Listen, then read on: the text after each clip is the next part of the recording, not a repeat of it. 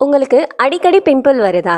அப்ப இந்த ஒரு ரெமெடியை யூஸ் பண்ணுங்க. உங்களோட பிம்பிள் வந்த இடமே தெரியாம போயிரும். வேப்பிலை அரைச்சு ஃபேஸ் பேக் போட்டுட்டு வந்தீங்க அப்படின்னா, உங்களோட பிம்பிள் சரியாகும். அதே நேரத்துல உங்களுக்கு ஓப்பன் போர்ஸும் இருந்துச்சு அப்படின்னா, வேப்பிலை அரைச்சு அதோட ஜூஸை எடுத்துட்டு, ஐஸ் கியூபா அத வந்து கன்வெர்ட் பண்ணிட்டு, டெய்லி மார்னிங் எந்திரிச்சு ஃபேஸ் வாஷ் பண்ணிட்டு, டெய்லி ஒரு ஐஸ் கியூப் எடுத்து உங்களோட ஃபேஸ்ல ரப் பண்ணிட்டு வந்தீங்க அப்படின்னா, உங்களோட ஓப்பன் போர்ஸும் குறையும். சேம் டைம் உங்களுக்கு பிம்பிளும் குறையும். அதே மாதிரி பிம்பிள் வந்துட்டு போனதுக்கப்புறம் இருக்கிற பிளாக் ஸ்பாட்ஸும் சேர்த்து உங்களுக்கு மறையும்.